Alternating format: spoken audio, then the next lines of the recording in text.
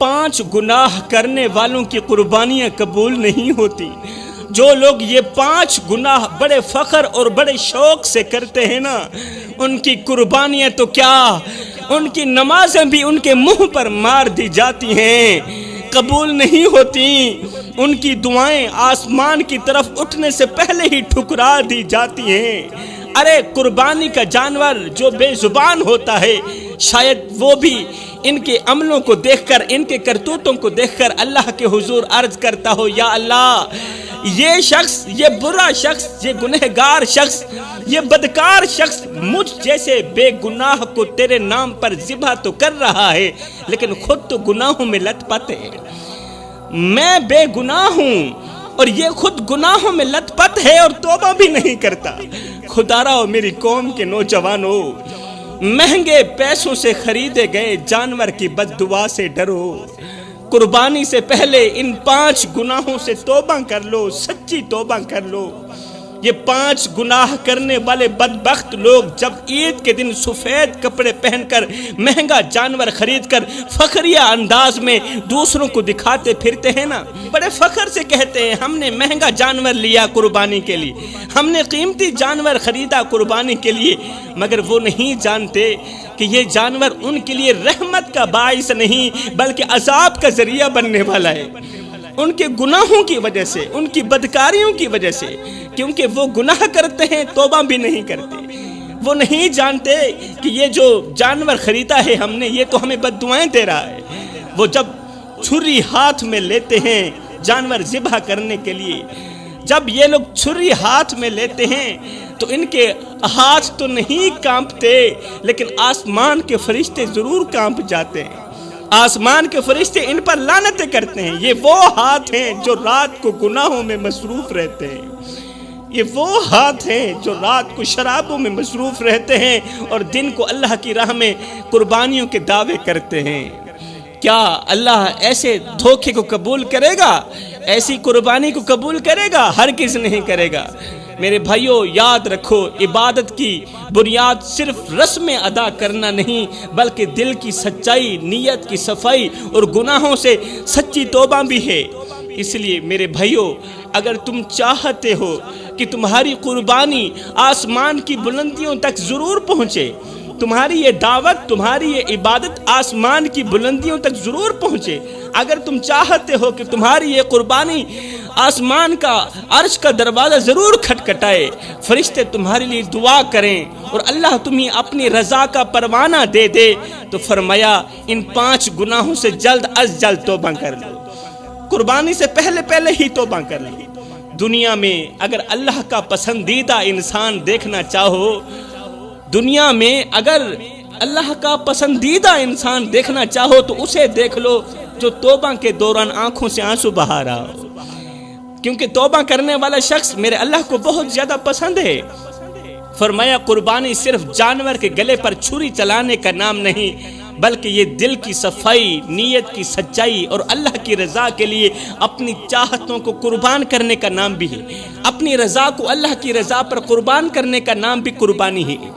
جب ایک انسان بازار سے مہنگا ترین جانور خرید کر لے آتا ہے، اس پر زیور چڑھاتا ہے، پھر لوگوں کو دکھا دکھا کر کہتا ہے کہ دیکھو میں نے کیسی قربانی کی، میں نے کتنا مہنگا جانور خریدا، وہ یہ بھول جاتا ہے کہ اللہ کو نہ تو تمہارا جانور چاہیے، اللہ کو نہ تو تمہارا گوشت چاہیے، اللہ کو نہ تو تمہارے جانور کا خون چاہیے، اللہ کو تو تمہارا تقوی چاہیے، اللہ کو تمہاری نیت چاہیے، تمہارے دل کا اخلاص چاہیے۔ قرآن صاف صاف کہتا ہے کہ گوشت اور خون اللہ کو نہیں پہنچتا بلکہ تمہارا تقوی اور تمہاری نیت اللہ تک پہنچتی ہے، یہ قرآن کا فرمان۔ اور اگر تمہارے دل میں نیت کی پلیدی بسی ہوئی ہو تو پھر قربانی کے دن تم 1,00,000 جانور ذبح کر لو۔ اگر تمہارے دل میں نیت کی پلیدی بسی ہوئی ہو تو پھر تم قربانی کے دن 1,00,000 جانور ذبح کر لو، وہ تمہارے لیے ثواب نہیں عذاب بن جائیں گے۔ میرے رسول کریم صلی اللہ علیہ وآلہ وسلم نے فرمایا قربانی کا خون زمین پر گرنے سے پہلے اللہ کے ہاں قبول ہو جاتا ہے۔ سبحان اللہ، زمین پر گرنے سے پہلے اللہ کے ہاں قبول ہو جاتا ہے، لیکن یہ اس وقت جب قربانی کرنے والا انسان بھی اللہ کے ہاں قبول ہو، اس وقت قبول ہوتا ہے جب انسان بھی اللہ کے ہاں قبول ہو، تب تمہارے جانور کی قربانی کا خون اللہ کے ہاں قبول ہوگا۔ لیکن جس انسان کی نظریں، قربانی کرنے والے کی نظریں اگر بے حیائی میں لت پت ہوں، جس کے ہاتھوں نے دوسروں کا حق دبایا ہوا ہو، جس کے دل میں حسد، تکبر، غرور، دکھاوا اور حرام مال کی محبت ہو، کیا اس کی قربانی قبول ہو سکتی ہے؟ ہرگز نہیں ہو سکتی میرے بھائیو۔ تم جانور کو تو قربان کر رہے ہو مگر اپنے نفس کو زندہ رکھ رہے ہو۔ تم چھری جانور کی گردن پہ چلا رہے ہو مگر اپنے گناہوں کی گردن بچا رہے ہو۔ سن لو میرے بھائیو، جب تک تم توبہ نہیں کرو گے، جب تک تم ان 5 گناہوں سے باز نہیں آؤ گے جو ابھی میں تمہیں بتانے والا ہوں، تو تمہاری قربانی آسمان کی دہلیز تک نہیں پہنچے گی، تمہارے منہ پر ہی مار دی جائے گی اگر تم ان گناہوں سے توبہ نہیں کر لیتے۔ اب بات کرتے ہیں کہ آخر وہ کون سے گناہ ہیں۔ توجہ کیجئے گا میری قوم کے نوجوانوں، آخر وہ کون سے گناہ ہیں جو ہماری قربانی جیسی عبادت کو قبول نہیں ہونے دیتے؟ آخر وہ کون سے گناہ ہیں جن کے کرنے سے انسان کی کوئی بھی عبادت قبول نہیں ہوتی؟ نہ نماز قبول ہوتی ہے، نہ روزہ قبول ہوتا ہے، نہ زکوٰۃ اور نہ ہی قربانی قبول ہوتی ہے۔ فرمایا ان میں سب سے پہلا اور سب سے خطرناک گناہ ہے شرک۔ پہلا گناہ شرک ہے جو ہماری کوئی بھی عبادت قبول نہیں ہونے دیتا۔ میرے رسول کریم صلی اللہ علیہ وآلہ وسلم نے فرمایا اے صحابہ، سب کچھ کرنا مگر شرک مت کرنا، کیونکہ اگر تم ساری زندگی نیکیاں کرتے رہو، ساری زندگی نمازیں پڑھتے رہو، اور اگر تم ایک لمحے کے لیے بھی اللہ کے ساتھ کسی کو شریک کر دو تو تمہارا سب کچھ برباد ہو جائے گا، تمہاری تمام نیکیاں ضائع ہو جائیں گی۔ فرمایا شرک صرف یہ نہیں کہ تم بتوں کو پوجو، ارے شرک تو یہ بھی ہے کہ رزق اللہ کی جگہ فلاں بندہ بھی دیتا ہے، یہ بھی شرک ہے۔ بیماری کا علاج، تکلیف کا علاج اللہ کے بجائے کسی فراڈ یا پیر کے ہاتھ میں ہے، یہ بھی تو شرک ہے نا۔ تم اللہ کے بجائے کسی اور کے آگے جھکنے لگو، یہ بھی تو شرک ہے۔ شرک وہ گناہ ہے جس پر اللہ نے خود اعلان جنگ کیا۔ اللہ فرماتا ہے میں ہر گناہ معاف کر دوں گا مگر شرک کو معاف نہیں کروں گا۔ سوچو میرے بھائیو، جس کے لیے معافی کا دروازہ ہی سرے سے بند کر دیا جائے، اس کی عبادت کیسے قبول ہو سکتی ہے؟ جس کا دل شرک میں ڈوبا ہوا ہو، اس کے نوافل، اس کے حج، اس کی نمازیں، اس کے صدقات اور اس کی قربانیاں سب بیکار ہو جاتے ہیں۔ جس کا دل شرک میں ڈوبا ہوا ہو، قربانی عبادت کا حصہ ہے، اور جب اصل عبادت ہی برباد ہو جائے تو تم لاکھ قیمتی جانور ذبح کر دو، وہ صرف گوشت کاٹنے کا عمل رہ جاتا ہے، ثواب کی جگہ گناہ ہی ملتا ہے۔ اور جان لو کہ قیامت کے دن سب سے پہلا سوال توحید کا ہوگا۔ اگر توحید میں ہی کھوٹ نکلی تو باقی تمام اعمال تمہارے چہرے پر ہی مار دیے جائیں گے۔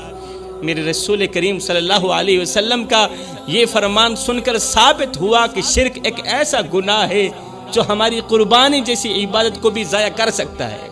تو جوانوں، پہلا گناہ تو شرک ہو گیا۔ اب بات کرتے ہیں دوسرے گناہ کی جو اللہ کے ہاں ناپسندیدہ گناہ ہے، جو کسی بھی عبادت کو قبول نہیں ہونے دیتا، وہ ہے والدین کی نافرمانی۔ جوانوں، ایک باپ جو ساری زندگی مزدوری کر کے پسینہ بہا کر تمہارے لیے دن رات ایک کرتا رہا، آج وہ بڑھاپے میں تم سے کچھ نہیں مانگتا، بس 2 بول عزت کے مانگتا ہے، مگر تم اسے عزت کے 2 بول سننے کے لیے بھی ترساتے رہتے ہو، عزت کے 2 بول بھی نہیں سناتے۔ تم اس کے احساسات کو مذاق میں اڑا دیتے ہو، تم اس ماں کو جھڑک دیتے ہو جس نے راتوں کو جاگ جاگ کر تمہیں پالا، جو خود بھوکی رہی مگر تمہیں کھلاتی رہی، خود پیاسی رہی مگر تمہیں پلاتی رہی۔ کیا تمہارا اللہ وہی نہیں ہے؟ کیا تمہارا رب وہی نہیں ہے جس نے فرمایا ماں باپ کے آگے اف تک نہ کہنا، نہ انہیں جھڑکنا، نہ انہیں بے عزت کرنا، اور ان سے عزت سے بات کرنا، عزت سے بات کرنا، بے عزت مت کرنا۔ نادانو، جب تمہارا دل بھی اپنے ماں باپ کے لیے نرم نہیں تو تمہارے خون سے بہنے والی قربانی اللہ کو کیسے پسند آئے گی؟ جب تمہارا دل بھی والدین کے لیے نرم نہیں ہے تو اللہ تم پر کیسے رحم کرے گا؟ یاد رکھو، جس کی زبان ماں باپ کو ستاتی ہو اس کی زبان سے نکلی ہوئی بسم اللہ بھی اللہ کے ہاں بے اثر ہو جاتی ہے، پھر بسم اللہ میں بھی برکت نہیں رہتی، اور ایسے لوگوں کے لیے میرے نبی نے فرمایا ان کی عبادتیں برباد ہو جاتی ہیں اور وہ اللہ کی رحمت سے محروم ہو جاتے ہیں۔ کون؟ جو والدین کو دکھ دیتے ہیں، والدین کو درد دیتے ہیں۔ دوسرا گناہ بیان کرتے ہوئے میرے رسول کریم نے فرمایا جو شخص شراب پیتا ہے، جو شخص شراب پیتا ہے اور بے ہوش ہو جاتا ہے اور پھر توبہ بھی نہیں کرتا، بلکہ یہ سمجھتا ہے کہ یہ دنیا تو صرف لذت اٹھانے کے لیے، شراب پینے کے لیے، نشہ کرنے کے لیے، ایسے شخص کی عبادت بھی قبول نہیں ہوتی جب تک یہ شخص پختہ توبہ نہیں کر لیتا۔ جوانو، یہ جو شراب ہے نا، یہ عقل کی قاتل ہے، یہ جو شراب ہے یہ حیا کی قبر ہے، غیرت کا جنازہ ہے اور روح کا زہر ہے۔ اور میرے اللہ نے قرآن مجید میں شراب کو شیطان کا گندا کام کہا ہے، گندا کام، اور ساتھ ہی فرمایا شراب سے بچو تاکہ تم فلاح پاؤ، تاکہ تم کامیاب ہو جاؤ۔ مگر آج کے زمانے میں لوگ شراب کو فیشن سمجھ بیٹھے، پارٹیوں میں، شادیوں میں اور محفلوں میں شراب ایسے بہائی جاتی ہے جیسے پانی ہو، جیسے نیکی کا کام ہو۔ لوگ ہنستے ہیں، گاتے ہیں اور سمجھتے ہیں کہ یہ اصل زندگی ہے۔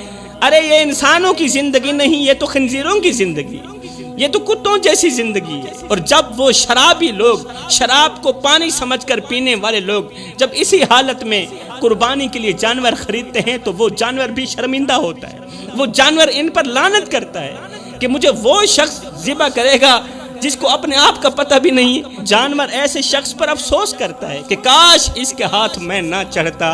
یاد رکھو میرے بھائیو، شرابی کی دعائیں آسمان کو چھونے سے پہلے ہی مسترد ہو جاتی ہیں، اور اگر شرابی انسان توبہ نہ کرے تو اس کا حال اس خالی بوتل کی طرح ہوتا ہے جو باہر سے تو چمکتی ہے مگر اندر سے کھوکھلی ہوتی ہے، اندر سے بدبودار ہوتی ہے۔ تو فرمایا کہ شرابی کی عبادت بھی قبول نہیں ہوتی جب تک وہ پکی توبہ نہ کر لے۔ اور چوتھا گناہ ہے ظلم کرنا۔ چوتھا گناہ جو ہماری کوئی بھی عبادت قبول نہیں ہونے دیتا وہ ہے ظلم کرنا۔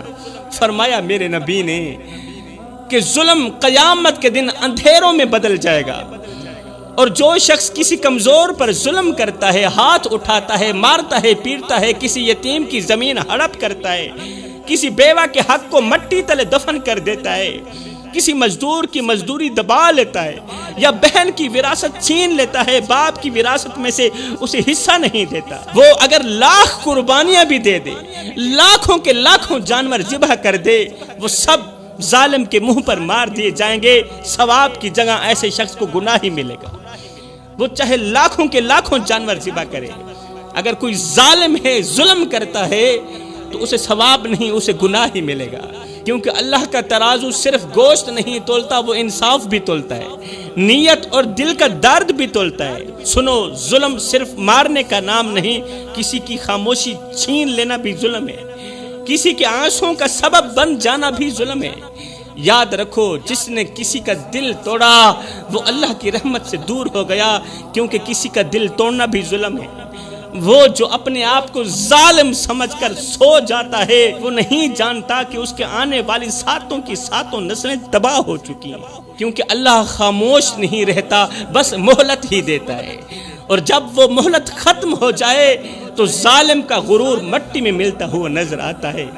اس لیے اگر تم نے کبھی کسی کو ستایا ہے، کسی کے آنسوں کی قیمت پر خوشی خریدی ہے، کسی کو نیچا کر کے دکھایا ہے، خود بلندی پر چلے گئے، خود کو دوسروں سے افضل سمجھا، دوسروں کو خود سے کم تر سمجھا، تو یاد رکھو تمہاری قربانی رب کے دربار میں بے قیمت ہے۔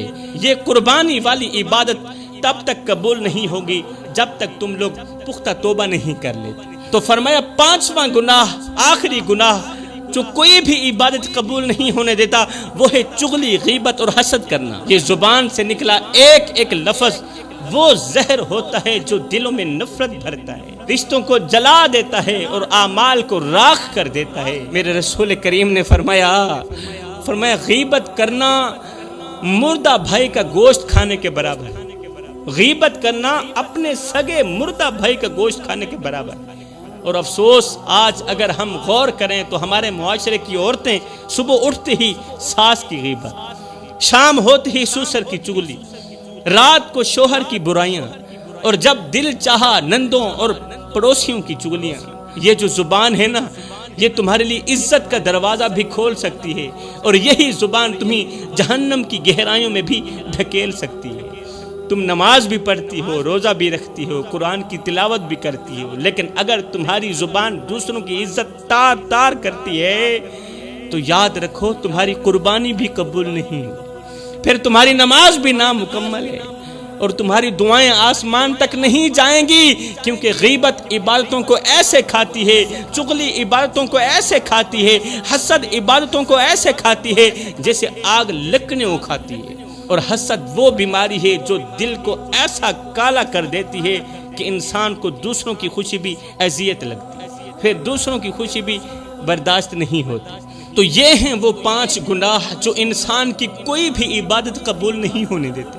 خدا را میرے بھائیو، ان گناہوں سے جلد از جلد سچی توبہ کر لو، پختہ توبہ کر لو، اور اپنے گھر میں رحمت کے فرشتوں کو مت روکو، کیونکہ جب گھر میں شرک ہو تو برکت اٹھ جاتی ہے، جب والدین کا دل دکھایا جائے تو سکون بھاگ جاتا ہے، جب شراب کا گلاس ہاتھ میں اٹھایا جائے تو دعاؤں کے دروازے بند ہو جاتے ہیں، جب کسی مظلوم پر ظلم کیا جائے تو رب کی غیرت جوش میں آ جاتی ہے، اور جب تم کسی کی عزت اچھالتے ہو، غیبت کرتے ہو، چغلی کرتے ہو، حسد سے جلتے ہو، تو سمجھ لو کہ تم نے اپنی عبادتوں کے خزانے خود آگ میں جھونک دیے، خود آگ میں جھونک دیے۔ او اللہ کے بندو، تم اللہ کی رضا تو چاہتے ہو مگر عمل شیطان والے کرتے ہو۔ یا اللہ، میں دعا کرتا ہوں ہمیں ان 5 گناہوں سے جلد از جلد توبہ کرنے کی توفیق عطا فرما۔